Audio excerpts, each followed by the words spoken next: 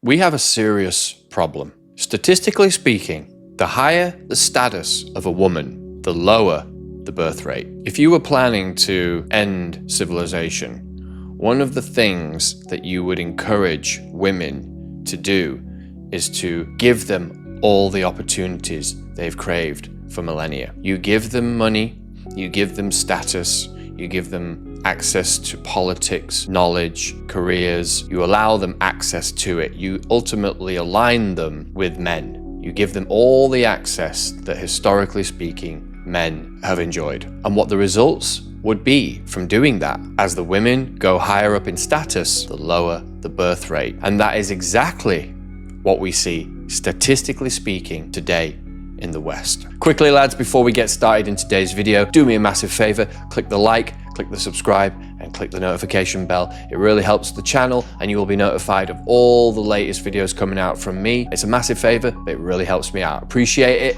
And that's it. That's all I want to say. Let's get back to the video. As women gain education, income, career, mobility, social power, fertility drops. And not just a little bit, a lot.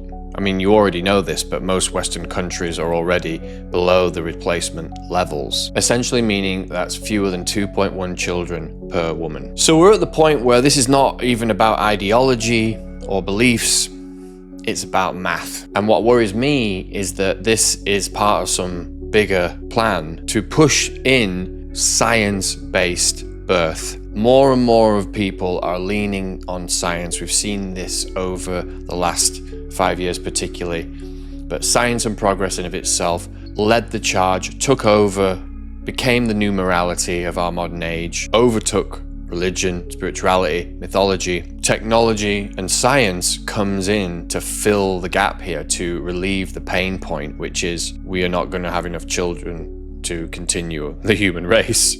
So who comes in? The scientists, technology. And now we get to program the kinds of people that we want to be born. This is seriously dystopian and terrifying. It comes back to women, because women, when they have the choice, don't choose children. They don't want to be mothers. And let's face it, being a mother is difficult. That's the point of it, though. Being a mother is not just fun and games. It's not just pleasure for pleasure's sake and immediate fun. It's a commitment. It is hugely fulfilling. Any woman that I know that's had a baby, they feel like they've been duped because they waited till later in life. It changes everything about a woman's perspective and life. And yes, that's also going to be difficult. Nothing of value is not difficult. The whole point of the value is in the difficulties, in the struggle, and then the growth that you get from the struggle and the profundity that comes with it. That is our ultimate nature, to become the mother. It is the full realization of the woman. When status is available outside of motherhood, when there are other options to gain status, then motherhood in of itself has to compete with all of these other vocations that women are being distracted by. They want to play in the sandbox with the men. They want to make their own money. They see what it looks like from afar. They're watching the men and mimicking the men. They go, we want that. We want to do that. It looks fun now. They didn't used to want to do that because it wasn't that fun for many, many years, when men were just fighting their way through to get provisions and hunting and living off the land. Women were never protesting about that. They didn't want to come and join the men on the hunt. They were quite happy to stay in the safety of the village with the other women, nurturing the children. It's only since men's progression in technology and development of civilization as we know it that provided women's opportunity to step into the man's world, because on the surface the man's world seems safe now. All of a sudden it's safe for the women to enter it. Now what we see in modern culture is this insatiable nature of female nature. As soon as you open Pandora's box and you unlock motherhood from women, the responsibility of that through technology, you alleviate these restraints. We're seeing the results of that now. We're seeing the results of women having complete conviction and autonomy about what they do. Most women would probably argue with me that that's a good thing. Of course, that we are women, we get to choose what we get to do. But unfortunately, because there's no structure around it, other than the woman's self, and she doesn't look to any authority other than potentially the authorities, daddy government, let's say. She's living on a whim of her own feelings, and that has produced or hasn't produced generations of children, and that is a problem. So we see in poorer countries, like the poor of societies, and by the way, all civilization was poor up until the marvels of the West, and yet the poorest societies have the most children, statistically speaking. And so again, it's the meaning that's attached to having children was the profundity of life. That was the ultimate apex of life, was to create children through connection, create families, bring them up, and keep the civilization moving forward. And that is what we did. And in wealthy, developed societies, what we've seen is that has slowly, as technology has developed, erode women's desire to be mothers, because the status of being a mother has been shifted, and women are attracted to status.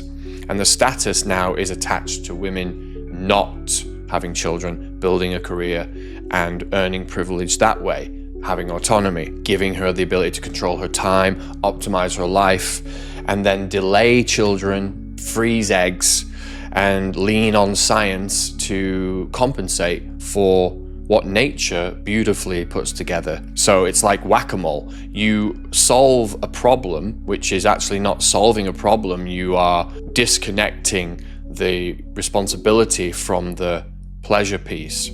For example, the pill. On the surface, the pill was incredible, right? It gave women autonomy, but it disconnected the pleasure of sex from the consequences of it. And now we live in a society where rationalized abortion is normal. The normal morality is to hand it to the woman. It's all on the autonomy of the woman. The woman is completely unleashed on life, and we're seeing her completely glitch out. We're seeing a woman with no restraints, opting to act on her feelings of the moment, to not consider anything in front of her or behind her. That is what female nature have always done. That was the power and the beauty of the dance of the masculine that comes around them. The restraint was always from the men. Feminism psyoped that into oppression. But most things that men try to do for women to protect them on the surface will feel to women like oppression. It's the same as when you tell a kid to go to bed and they don't want to go to bed. What's the harm in staying up late? The kid wants to eat all the candy at the candy store, and it's like the dad has to come in and say, no more candy. That is really what's happening with women. There's no one telling them, other than what is implied through culture. And unfortunately, because the culture is so feminized, that it's the blind leading the blind, and the men are just sort of standing there just watching the whole thing fall apart on our watch. The legacy of our grandfathers and our grandparents and the lineage of our families is on our shoulders as men, and there's nothing we can do about it, because the women have taken over from the culture, and the men have been told to stand down. The men have become eunuchs, essentially. That is the paradox when it comes to choice. And we see it in dating. You give a woman all of the options, you oversaturate the market with options, and she becomes paralyzed in choice. She's unable to make a decision, and ultimately keeps putting it off and putting it off and putting it off, and just one more. And maybe it didn't work with him because he, gave her the ick because he ran for a bus or some shit. And all these tiny little things that now women are saying is giving them the ick, because they've just got a stack of men lined up waiting to have a shot. The women are the ones that are abusing the entire system. Unfortunately, the men are the ones that get the bad rap, because the men are the ones that are overt. So when men fuck up, when men go wrong, let's say, and we do that, of course, and we'll ghost women, and we don't really want relationships with a lot of these women, but we will have sex with them, and we'll say anything to get the sex, and then we'll bounce. and those women are then saying all men are like that because those women are only having sex with a few men, but those few men have got all the options. The whole thing is fallen apart, and yes, we are responsible for our side of it as men. It's really on us as men to be the ones that enforce, put in the rules through our ability to either give attention or withhold it. And you can't give or withhold attention, you can't have control over your access as a man if you are enslaved by female seduction and ultimately be a slave to sex, for example. And that's what the modern women know. The women know that they can get any man they want by offering sex. A lot of simps, men that are just desperate for sex, can't say no to it. And then it just keeps creating this cycle. I believe ultimately that it is our responsibility as men to push back the line, not through violence, but through holding the line by having the ability to say no and to say, I'm not doing this, or to pull back your access, not play the games anymore that women are playing. If men start individually taking on that responsibility, women will start to fully conform again to the new way. But as long as there's access and as long as there's this paradox of choice that women are getting thrown at, they're never going to change. It's a total tragedy. Civilization is on the line, and we nobody saw this coming, and here we are. So if you don't allow women access to all that other stuff and you make motherhood be the status, then women will choose that. The culture has to recondition that motherhood is the bling, is the flex. I'm telling men at the moment that the greatest flex for a man is to turn a woman down. It's not how many women you've fucked, it's how many women you've turned down. Can you do that? That's the ultimate flex at this point, guys. The frivolous nature of a moment of pleasure in the grand scheme of your mission as a man is frivolous, it's pathetic. And women also know that, and therefore they don't respect you, and all you want is respect from women. That's the ultimate thing to get from a woman.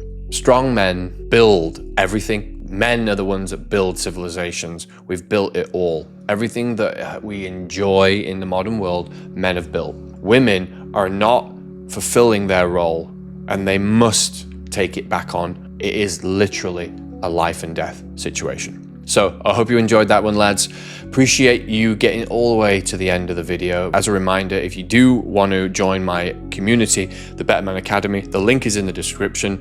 And if you're ready to start the process of turning that need into power, then I really recommend you joining the premium membership and go through the 90-day program. That's it, lads. I'm out. Appreciate all the support, and I'll see you on the next one. Peace.